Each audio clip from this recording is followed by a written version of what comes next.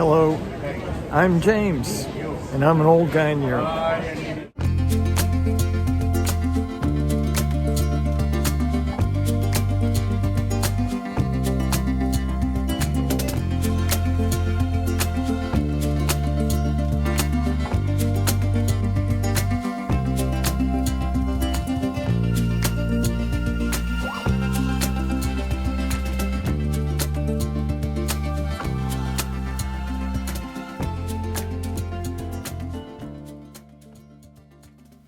Hello and welcome to another episode of An Old Guy in Europe. Today I joined Carl Munson live from Dublin, Ireland on the Good Morning Portugal Show on September 23rd, 2023. And I share some of my experiences in Dublin up to that point, from customs arrival, busing to downtown, missing a tour, finding pubs, and of course my first Irish Guinness. So please sit back, relax, and enjoy. Because he's waiting. Let's play his music and we'll see him after this.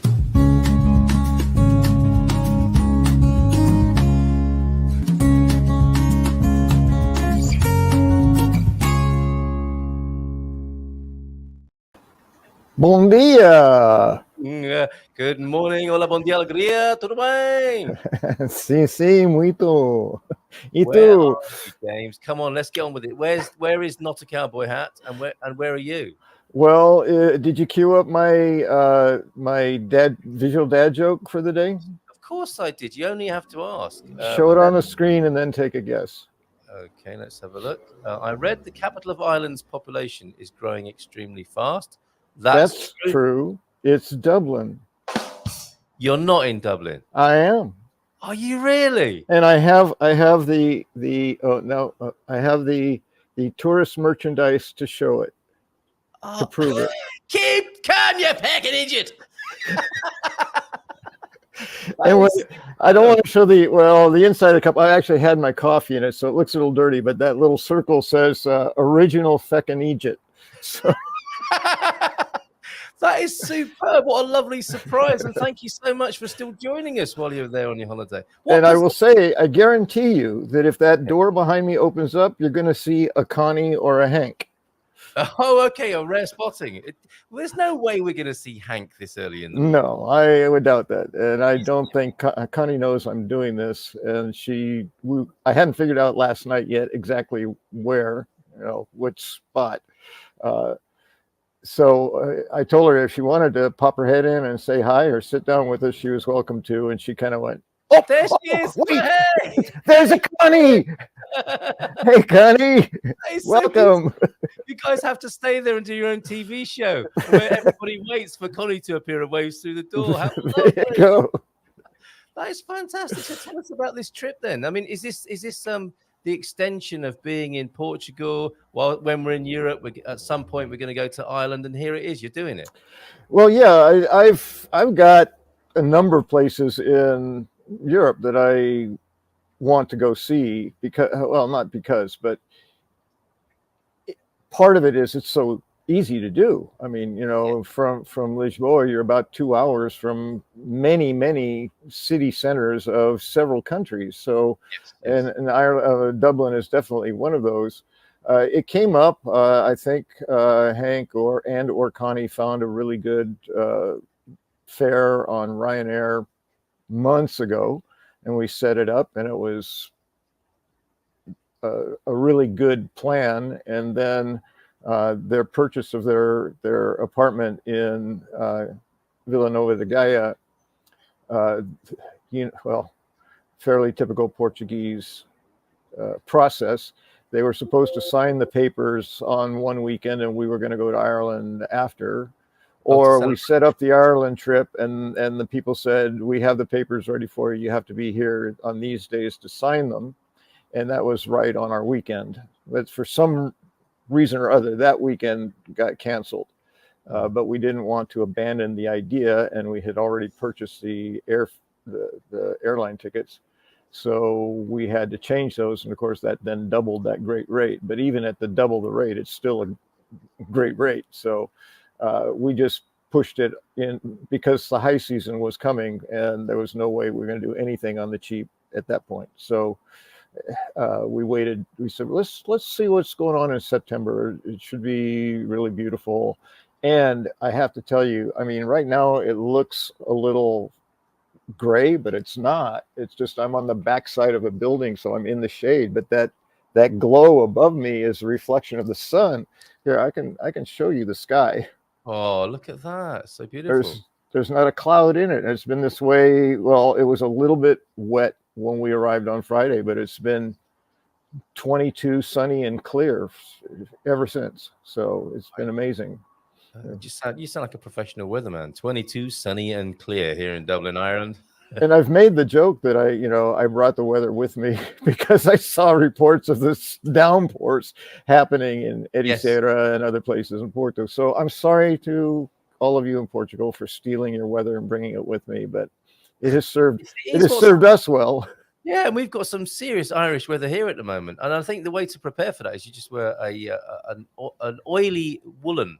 You wear a jumper, a sweater with a lot of lanolin in it, and that just traps the moisture from the skies. And your beard and your cowboy hat, not a cowboy hat, and you'll be absolutely fine. So you will over there. So what's it like? I mean, this accommodation looks really interesting. Have you got a cabin in Dublin? It really it's a little disorienting because when I saw the Airbnb photos, I said, "Oh, I imagine it being at the top, a little grassy knoll, with some wildflowers growing around, and like that." And it's actually in the backyard of a 2-story double unit. Oh, I see. Right. Okay. Yeah. I'm just in their backyard. Oh, wow. So that's what's around me. That's incredible.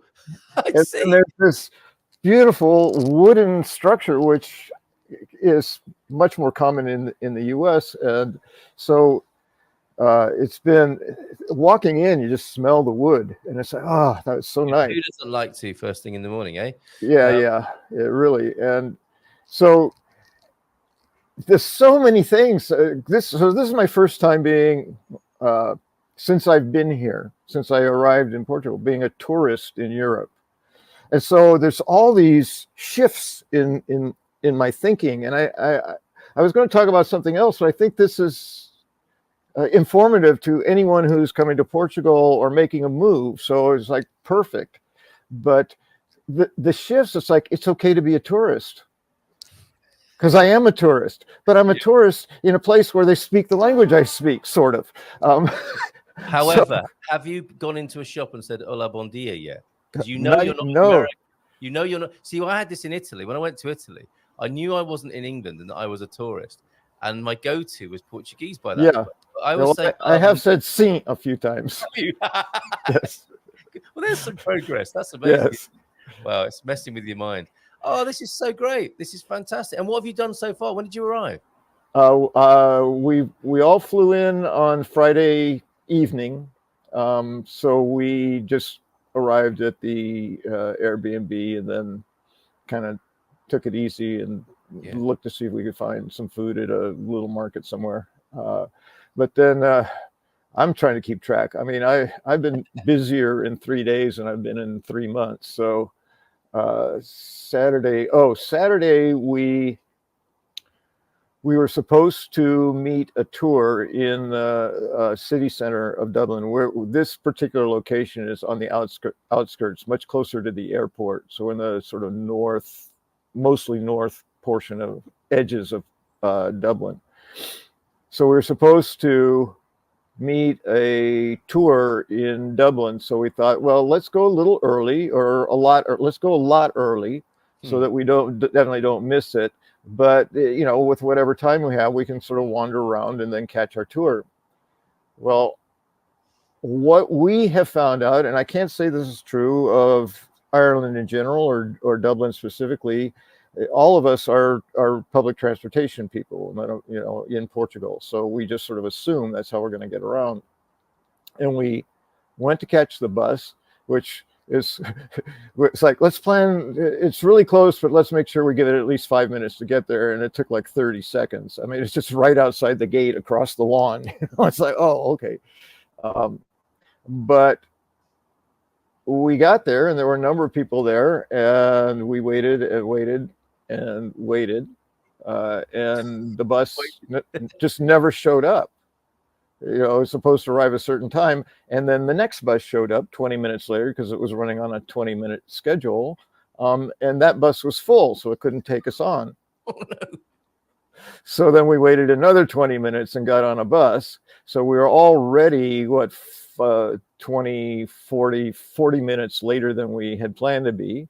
And we said, well, that's okay. It's a good thing we planned to be there an hour and a half early, so this will be all right. Well, no one had told us that the entire city of Dublin was being rebuilt this weekend. So in your honor, traffic bumper to bumper on a Saturday morning. We sat places not moving at all for 5 minutes at a time. So it took us what a bus ride that should have been about 40 minutes took us nearly twice that. And by that time, the tour had left. So it's like, okay, now we're in Dublin city center for the whole day. So we took advantage of that, you know, and this is kind of the topic I had sort of planned. So maybe next week I'll talk about, you know, how do you let go, how do you manage expectations and let go of the unfulfilled expectations, all of that, because you've asked me a couple of, you know, how do you do that? I said, well, that could be fun to talk about too. But today I'm thinking, you know, talking about that today is probably not going to be. But is it a bit of a buzzkill today? Yeah. Well, yeah, it's like, I get to sort of share for once when you say, and you didn't, so that's perfect. How was your weekend?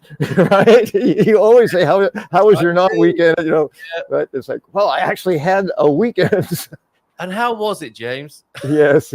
So that was Saturday, and it was a long day, a lot of walking, and warm and beautiful, and a perfect time. I had my first Irish Guinness experience in hold it right Dublin. There. Hold it right there. Hold it right there, because I've got something to share with you. This is incredible timing. Check this out.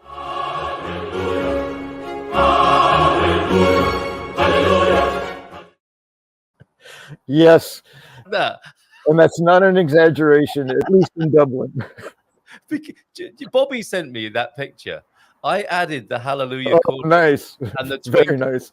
Because I thought that must be what it's like. You know, we have this ongoing quest to find the best Guinness in Portugal. And funny enough, there was Guinness in the draft can style at the event yesterday, which I thought was very thoughtful. But I guess that's driven by expat demand. But there you are. How did you? Let me do it again, and then tell us your review of it.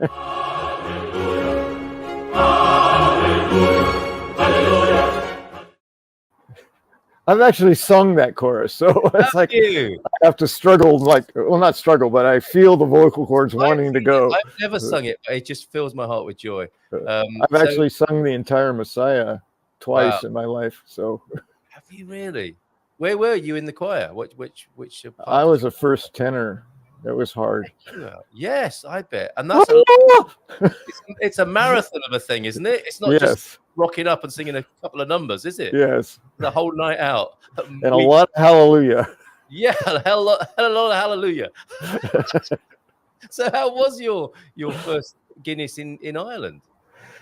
Well, it was really perfect because we were getting hot in the sun and tired from our feet were tired. We wanted to take a load off, as we'll say, and so I was looking for what appeared to be a traditional Irish pub, right?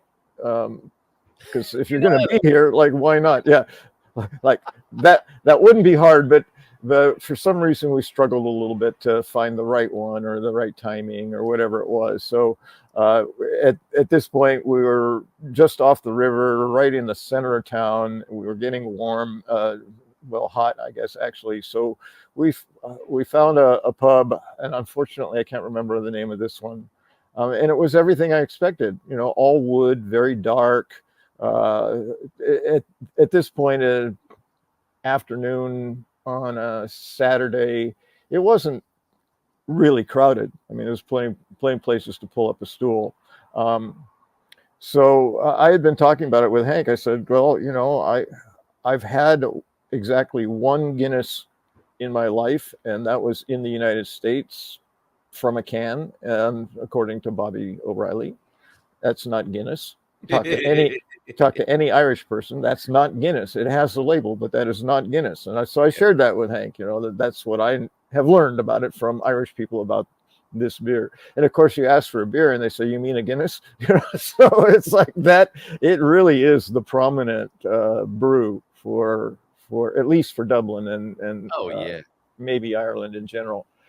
So I found myself a little bit surprised because my first experience of a Guinness, and I understand that was not a Guinness. If what I drank in Ireland was a Guinness, what I drank in California was not. Mm-hmm. It just because what I describe to people from my experience in California is when I think of a beer, I think of it as being cold, not room temperature, and I don't expect to have to chew it. Yes. That's sort of it. A very good analysis. And so when it was served and I touched the glass, I said, it wasn't cold, but it was definitely cool. Like it'd been in the fridge as opposed to, the tap for making it really cold. And of course it came with the top of it like that full. And I'm a lightweight anyway, so I got a half pint. So I guess I didn't really have my first Guinness experience. Did you get a funny look? I'm a half pint mini guy. I want to see that video of the American asking for a half a pint of Guinness. Was there a ruffle, a wrinkle across the brow of the bartender, or was that okay? Actually, no. They were again many similar qualities of the Irish culture that I've experienced so far to Portugal. They're very accommodating, very friendly. It's like, oh, you'd like a half pint? Okay, and off they go and get it and bring it back or whatever. Yes, yeah. But they did. It came with the full head on it, and she said, "You'll have to wait." And I said, "I knew that already." I learned that from Bobby O'Reilly. I learned a lot from him. Right? Yes. So we sat. We kind of watched the head get a little bit smaller. And we're ready. We arrived ready to have a beer. Right, a little hot, a little parched. Da, da, da, da. But so you sang parts of the Messiah to keep you distracted. Yeah. Can I get a Guinness sign of some sort and just hold it up? I'll sing hallelujah while I wait. Anyway, I knew what a proper head was on it. It's just enough to leave a little foam on your lip. Perfect. And I sipped it and I said, wow, that's really nice. It's a little bit sweeter than I remember. It's very smooth, which is, I think, fairly common for dark beers. I really enjoyed it, and I was a little bit surprised. So it's like, okay, I know I can drink a Guinness and really enjoy it if I'm in Ireland. Yeah. So the whole experience was there, like having a prato do dia in Portugal. It's about the context as much as anything else, isn't it?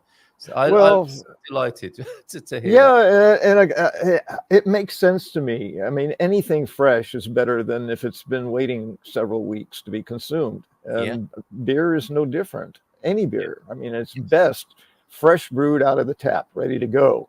Yes. After that, it tends to get more stale. So I wonder if there are any exceptions to that in life, but generally that sounds about right, doesn't it? The fresher and closer things are to their origin, the better they are. We have phrases, fresh off the vine. I mean, kind of brings it right to the literal. Yes, and not many people. I wonder how many people here can claim to have had milk straight from the cow, for example. That's a rare experience. You have. What was that like? Warm. And much thicker than I anticipated because none of the cream has been removed. Wow. And it's got at least for one.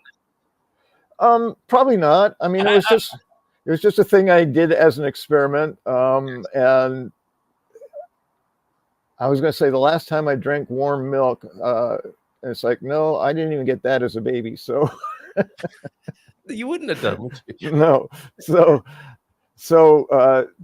the other thing is that I remember it had a sort of a faint grassy flavor to it. That's what I was expecting. That fresh, just a faint. It wasn't like, oh my God, I just took a mouthful of grass, but it's like, top notes of turf. Yes, and that you don't get in bottled milk in your fridge. You don't get that because it's been Course, a pasteurized and other long way things. from home, isn't Yeah, it? A long way from home. And yeah. nobody need share if they've had human milk as an adult. You don't need to tell us that.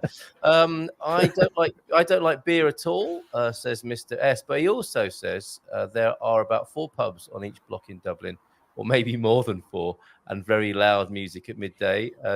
Pam, I love Dublin. Not been there for years. So a lot of love. Guinness is good Well, stuff. the population's been growing apparently. Okay. It's Dublin. All right, you only get to do that twice. All right. I had to have the reference. Yeah. I was like, Thank you where's for he that. going? Well, okay, I've got it. And there was a question, an interesting question from Jess. As a Portuguese resident, did you use your US passport or did you use Yes, these documents? and it made my travel a bit more of a pain in the rear because Ryanair has an app where you can check in on your app, but it wouldn't take mine because it wasn't a Schengen passport. Oh, So I had to validate it at the airport, which means I had to stand in the baggage check-in line for about an hour to get to the desk so they could print me a boarding pass so I could go across the floor and have that person stamp it so I could go wait in line to get through security so and then could you not use your Portuguese ID to fly to I Ireland? did, but it didn't matter. It wasn't my passport. Oh, okay. So, all right. That's unfortunate, isn't it? That's a less seamless part of the trip then. Yes. In Europe here. So Okay. that's something to warn at least, well, maybe it's not just Americans, but people who don't have an EU passport. Yes. I had to go to a different line in immigration when I got here. And I I had to know. go, Yeah, I know Tig will have something to say about this. yeah. And I had to go through immigration. And it's like, oh, that's right, because I'm US, I don't have a Schengen. But then, oh, wait a minute. They have they have EU lines and they have, I don't know what all the letters stood for. So Who does these days? would those be non-Schengen EU countries? Or I didn't stop to try and figure out how it worked, but I was reminded that I was coming into the country as if I had flown in from the United States. I had to go through the same process. Yeah. Because of the at least in part because of the passport. So anyone who hasn't traveled yet, who is traveling, be prepared for that. Just Yes. standing in lines as if you're going to Australia or Well, whatever. interesting to know. Thanks for that question, Jess. Pam's recovering from. We're asking, of course, every Monday how your weekend was. For Pam, I've just about recovered from dancing to the Prodigy on Thursday night at the Colorama Festival. Wow, Pam! And I did see a picture of you in the mosh pit of a. I don't think it was this weekend, was it? It was a back in the day picture of you in the mosh pit. Was it a Prodigy gig? Amazing. I struggled in Spain last week to say obrigada, not to say obrigada to everyone. Yeah, it's interesting. You're abroad, and your first response is probably Portuguese, isn't it? And there you are, trying desperately not to say obrigada in Spain over there. Ancient Mariner, my Chinese wife had the same problem traveling from Ireland to Portugal even before Brexit, despite having both UK, EU Schengen visas. Ireland is not in Schengen and wouldn't let her return. Ah, okay. Thank you for that, Ancient Mariner. Oh yeah, that's what it was. Okay, yeah, because Ireland is not a Schengen. I didn't know that. No, I wait a feel minute. like I should know that. Yeah, it's not. It's not, but it is EU. It's one of those confusing Yeah, yeah. exceptions. That's what it was because it's not It's a as Schengen. if they're trying to confuse us. Anyway, hola y'all from Nubianet this morning. How you doing? Properly, you say Nubianet, poured Guinness is still good in California, but from a can, it's not as good. It is more roasty, and is that better probably than better? Yeah, it's more roasty and better. Newbie, you're going to have to talk to Bobby O'Reilly or any Irish person. They're going to argue with you on that We one. will defer. We will defer, won't we? So you're as Americans in Ireland, the temptation to trace ancestors might be quite strong. Are either or any of the three of you doing that this weekend? No, I've done a bit of that years and years ago, and I know that my ancestry. I know through Ancestry.com that something like 46% of my DNA is identified Irish, and another 51% or something is identified Scottish. So it didn't surprise me at all. It's like, oh, big surprise, I'm a WASP, which is white Yes. Anglo-Saxon Protestant, right? So Yeah. I'm so surprised, but so no, not looking for it. I have been looking for my surname as I understood it was spelled when they arrived in the Americas. It was spelled Hawley, but it's still a pretty unusual surname, I guess, because I haven't seen it anywhere. As in Richard Hawley, the musician, Hawley. Yeah, Yeah. And I just envisioned that, in the United States, the census comes to at the time, the census came to the door, who lives here, and they're writing down names. And someone said, Charles Hawley, and I just put Holley in there, and it stuck for the remainder because I saw a change in the registries as I was doing the research. Yes, that would have happened to so many people, either willfully or accidentally in some cases as well. Amazing. I love this. And this is the pilot. Excuse me. This is the pilot episode of James, Hank, and Connie. That's a children's program I'd watch. You like the Rod, Jane, and Freddie. And I don't know if that reference makes any sense to you, but it would make a great kids program to have Conk and Hanny looking out of the doors or the windows behind you. I'd let my kids watch that. Guinness is good stuff, says Ben. Good morning to you. And Veronica's in as well with a comment. Good morning from the sunny Algarve, but we actually got rain. Lots of rain all over Portugal, I think, towards the end of yesterday. And I think probably more today. Woohoo! Let's hope it helped the fires. I think it did in some places. And yeah, glad to see that our friends up in the north around Pontelima, Owen, Bob and Viv are safe from the city. They could see fires on the hills in the distance. So hopefully the rains have helped with that. And we got Tig James joining us in just a moment with a post-Brexit Brit update. We'll be talking about health centre registration. We'll be talking about, is it AMA? Is it APMA? And other issues that have arisen since we last spoke to her. So I don't know if you want to join us for that. You might want to get out and get into Dublin. Yeah, I think today I'll make an exception and check out when we're done. Yeah, fair enough. But before you go, going to Ireland, then has it enriched your mindful migration mindset and view of life? Absolutely, and I'm realizing there's so much that isn't just specific to the places I saw or went, that maybe I'll carry that over to next week and talk about the process of being a foreigner in a foreign country. It's like, it's just the mind just and just one example of that was reminding myself it's okay to be a tourist. And I know it's okay to be a tourist in Portugal too, but it's like my intention is different. My intention is to become part of the culture there. And so I find myself hesitating to, ask a question. And then I go, oh, wait, I can do that in English. It's like, there's so much that just shifts when you change a place. And I think that's why the saying is that, people who travel, something about, never see the world the same again, or they don't arrive back to the same country, or whatever it was, because there's a huge shift in your understanding about how things go. I bet. Yeah.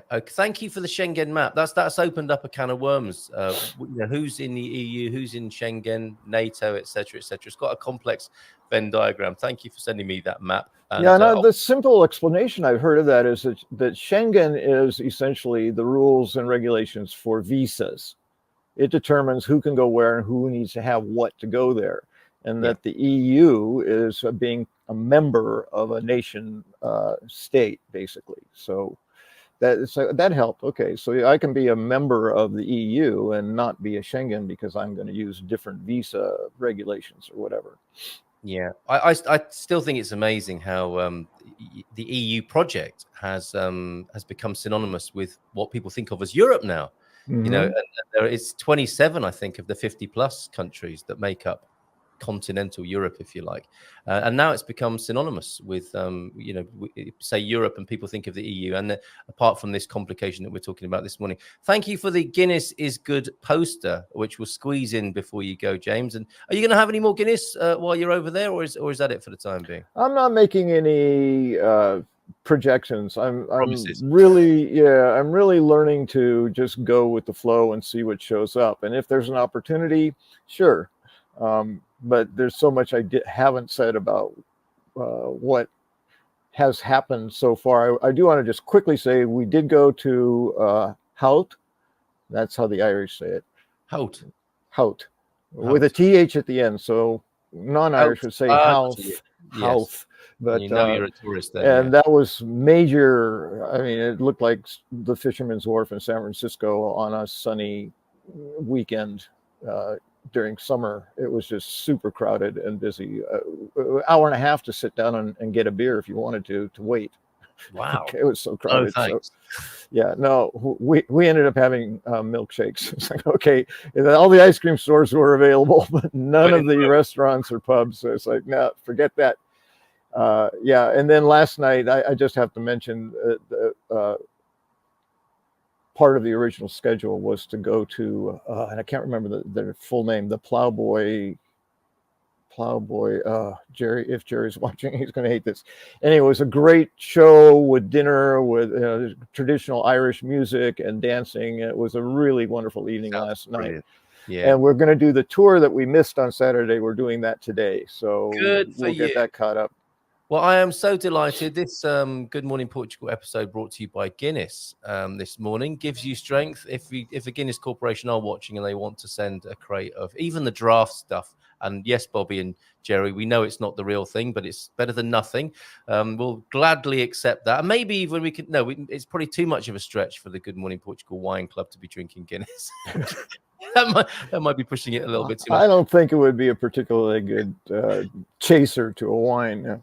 I'm noticing the light. I was trying to avoid backlighting today, so I'm facing the sun. It's a beautiful view. It's only reflecting off the building. It's not come over. I'm still in the shade. Like, no, nice halo. Yes, your wood is glistening beautifully behind you there, James. And thank you so much for making the effort and including us in your tour of Ireland. That was a lovely surprise this morning. Oh, it was so fun. I love being able to provide surprises and to be able to just share a fresh new experience. Have a great time there. Expats Portugal, Jerry does say, Ireland is like Portugal, but with less sunshine. And I think you mentioned that, didn't you? Resonance of the goodness of the people there. Well, I've taken an umbrella everywhere I go because one of the videos I watched, they said, people think it rains in Ireland all the time, but no, it doesn't. It just rains every day. So always have an umbrella. Not all the time, just every day. Brilliant, yes. James. Love to Conk honey, and we will see you soon. We'll see you next week, maybe back in your usual place. Big round of applause. Yeah, I would expect so. All right, ciao, ciao. Thanks. Bye-bye. On the ear to you.